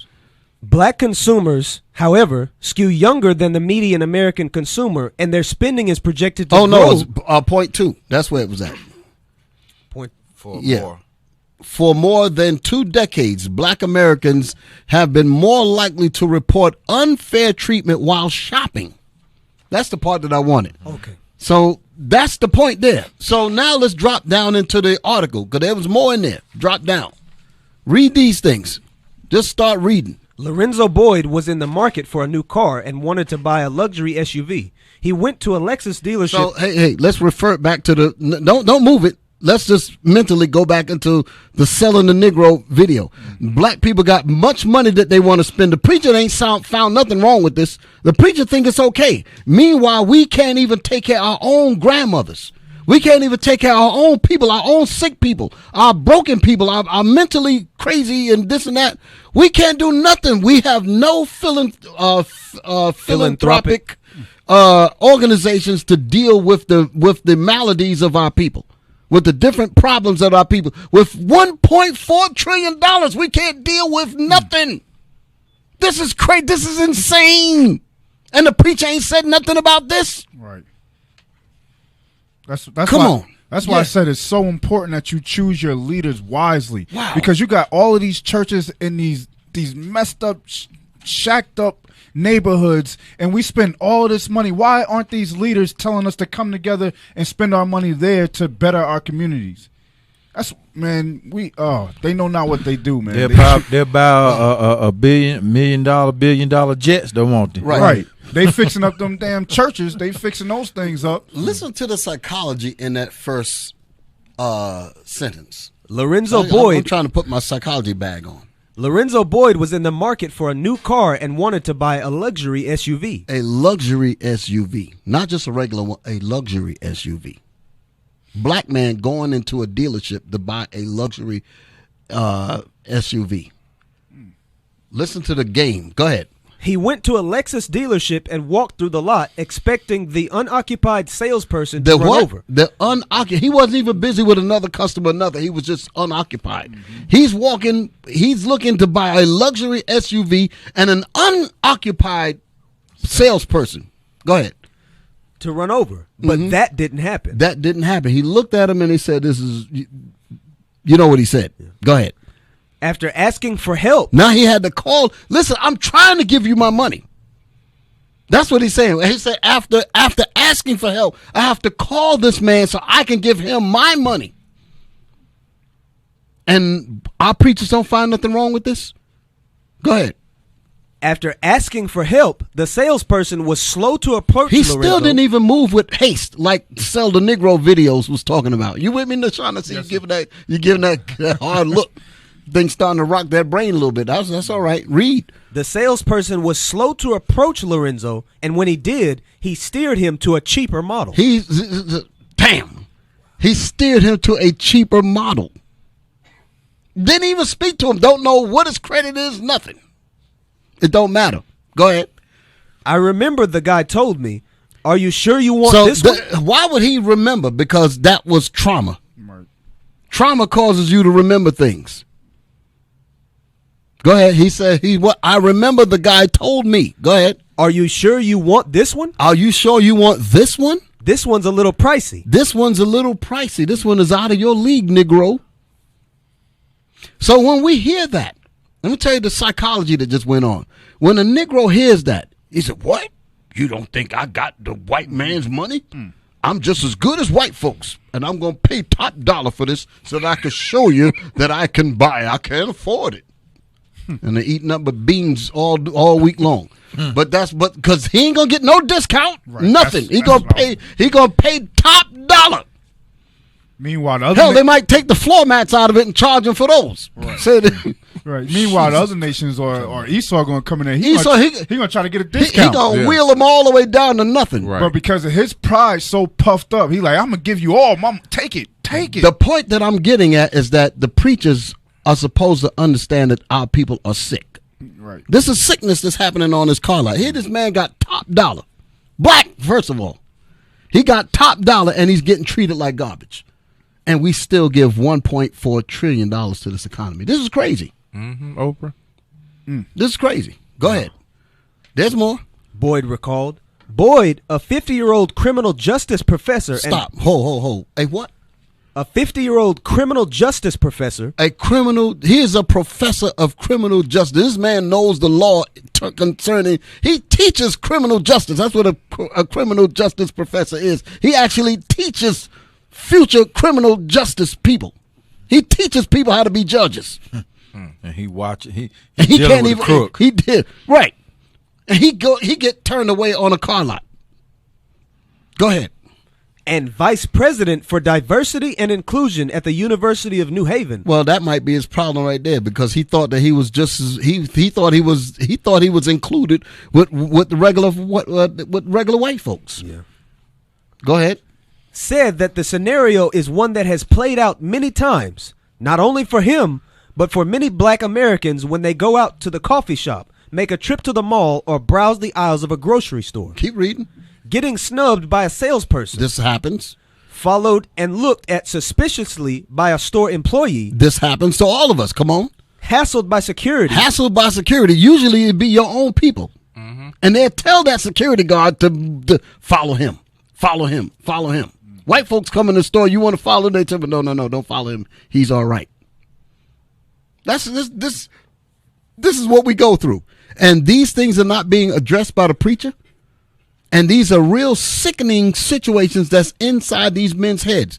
This man would be considered a top member of your church with those kinds of figures.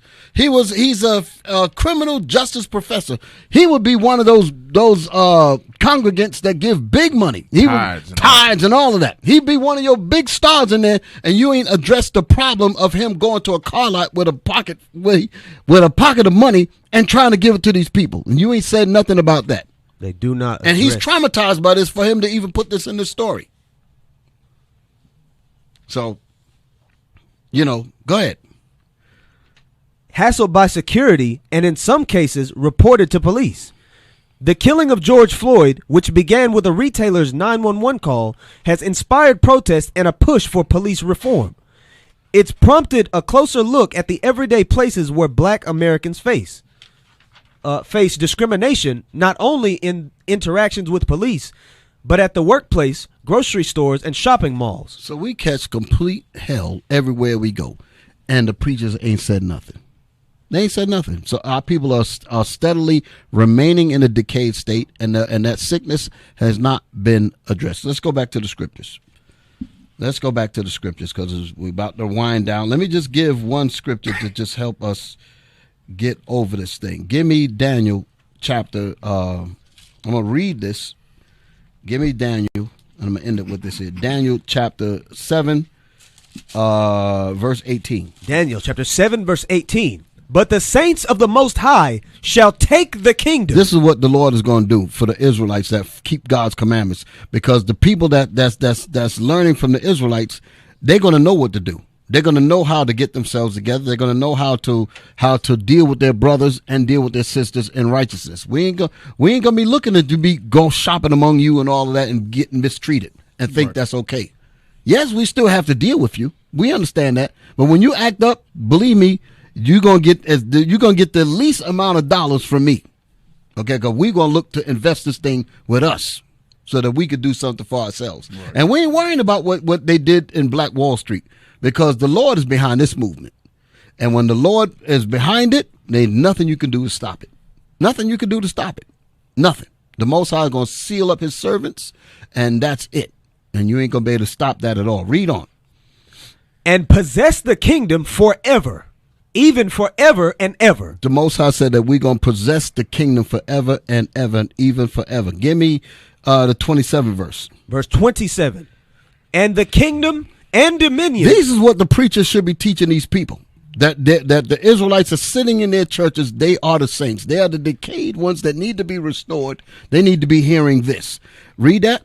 And the kingdom and dominion. And this whole kingdom, this whole planet Earth. Go ahead. And the greatness of the kingdom under the whole heaven. Under the whole heaven means the entire planet Earth. Go ahead. Shall be given to Shall be what? Shall be given to the people of the saints of the Most High. The saints of the Most High is the Israelites. Give me the book of Psalms. Let's show that. Let's show that. Psalms 148 and 14. Psalms chapter 148 verse 14. He also exalted the horn of his people. Go ahead. The praise of all his saints. The praise of all the saints of God. Go ahead. Even of the children of Israel. So the saints are the Israelites. Go back to where you was at. Daniel chapter 7 verse 27. And the kingdom and dominion and the greatness of the kingdom under the whole heaven shall be given to the people of the saints of the Most High, whose kingdom is an everlasting kingdom. That's the kingdom of heaven. That's what it's talking about there. Thy kingdom come, thy will be done in earth as it is in heaven. That's what we're reading about. Go ahead. And all dominions shall... And all nations, all rulerships, all kings, everybody. Go ahead. And all dominions shall serve and obey him. They're going to obey the Israelites. That's what they're going to do. So they all going into slavery. That's what we're reading. Now, read on. Hitherto is the end of the matter. This is what the whole Bible is about. So the preachers ain't teaching the Bible at all. The people in the church don't know what the Bible is about. We're reading what the Bible is about right here. Right. The Bible is about the Israelites ruling the whole planet Earth with the laws of God to run it properly. That's right. That's what the whole entire Bible is about. And the people that are sitting in the churches, they are the subjects of what this Bible is talking about. And the preachers haven't said nothing to them. And running around trying to buy a doggone car, and the people are ignoring him, and he's going to pay more money than any white man that ever walked on that lot. Yep. He's going to pay top dollar and going to get treated like garbage, and the preacher don't find nothing wrong with that. Read that statement again. Read that 28th verse again. Hitherto is the end of the matter. This is what the whole Bible is about. Teach the people the Bible. But you don't know the Bible, so you preachers, you better come on in here and learn so you can get your mind right, so you know what to do with that congregation that you got. Okay, because right now you're making a mess out of it, and God going to check you if you don't get that thing straight. Read. As for me, Daniel, my cogitations, meaning my thoughts, go ahead. My cogitations much trouble me. My thoughts troubled me when I saw these things. Go ahead. And my countenance changed in me, but I kept the matter in my heart. But I kept the matter in my heart. Go back to the 12th chapter. We didn't finish reading that. There was more in that 12th chapter, Daniel 12 and 4. Daniel chapter 12 verse 4. But thou, O Daniel, shut up the words and seal the book. This is the reason why the preachers don't know anything, because the Bible is sealed. Then nobody understand it. Go ahead. Even to the time of the end. And the time of the end, because the Israelites is going to start bringing this truth out. Come on. Many shall run to and fro, and knowledge shall be increased. And knowledge shall be increased. The knowledge shall be increased. Was that it? That's it on 4. Okay, what the verse that says seal up the book to the end? Where's that at? You read that already? That's it, yes, sir. Okay, all praise to the Most High. Now, give me one more scripture. Revelation 13, 9, and 10. The book of Revelations, chapter 13, verse 9. If any man have an ear, let him hear. If any man has, everybody on this planet Earth have ears. God wants everybody's attention to what he's about to say. Go ahead. He that leadeth into captivity. Our people were led into captivity because we didn't have any knowledge. Well, now the knowledge is being returned to our people, so therefore they're going to come out of that captivity through the Spirit of Christ, because they're going to learn how to keep these commandments in the Spirit of Christ. And when we come out of that captivity, we're going to rule this planet in righteousness. Read it. He that leadeth into captivity shall go into captivity. Shall go into captivity. Come on. He that killeth with the sword must be killed with the sword. Ain't no maybes in that, so we ain't gonna be looking to buy nothing that day. Everybody gonna get it. They're gonna get judgment. Read. Here is the patience and the faith of the saints. Here is the patience and the faith of the Israelites. That's why we read that in Psalms 148:14. The Israelites are the saints. Here's the patience and the saints of the Most High. Here's the patience and the saints. So the saints are the ones that went into captivity. These same saints are going to rule over our oppressors, just like the Bible says in Isaiah the 14th chapter. So with that, my brothers and sisters, we'll be back next week, Lord will, with the conclusion to this series. And I want to bring out much more than what I was able to bring out today. But all praises to the Lord. Captain, brothers, what y'all got? Let's go to a clip here. It says, don't neglect to give alms. For those who like to give alms, fill out an envelope, your local IUIC assembly, and place it in the alms box. To give alms online, donate to IUIC Concord via PayPal at iuic.concord.nc@israelunite.org. And don't forget to donate to the Booster Club so we continue to spread this gospel throughout the four corners of the earth. You can donate at PayPal at iuic.fundraising@israelunite.org. All praises. All praise to the Most High. So, brothers and sisters, we say happy Sabbath to you. Want to also say to my brothers and sisters, keep your immune systems up, by the way. Okay, stop eating junk I know a lot of us have really been doing good in terms of taking care of our bodies, but I just want to press that again. Make sure that we stop overeating, stop feeding ourselves with all of these high sweets and fructose corn and all that madness. Very little is sufficient for a man well nourished. So we can learn from that and start to take care of our bodies, because a lot of the sicknesses that's happening is because we are not properly dealing with our diet. You know, even though we keeping the laws of the Most High, but don't overdo it. Okay, because this is what's hurting us. Okay, so I just wanted to keep that in mind. Stay healthy, brothers and sisters. All right, the Bible, the Book of Our Fathers, the technical crew. We want to thank the Most High for these brothers and sisters that are behind the scenes. So the brothers that I have here is Officer Azariah, Officer Castiel, Officer Yehoshua, Officer Gidron, Soldier Israel, Soldier O'Shea, Soldier Uriah, and Soldier Ezekiel. Okay, we give thanks to the Most High and His Son Jesus Christ for putting the Spirit on these men to come in and to make sure that we can get this program out to you. And we got many more that we want to continue to bring this word out. Okay, and Lord, we say to you, continue to pray for us. Keep us in your prayers. We have many more endeavors to go. We're looking to expand, to do some things so that we can reach even more of our people. So keep that in check. All right, brothers and sisters, we see you. Happy Sabbath. Most High Christ bless you all.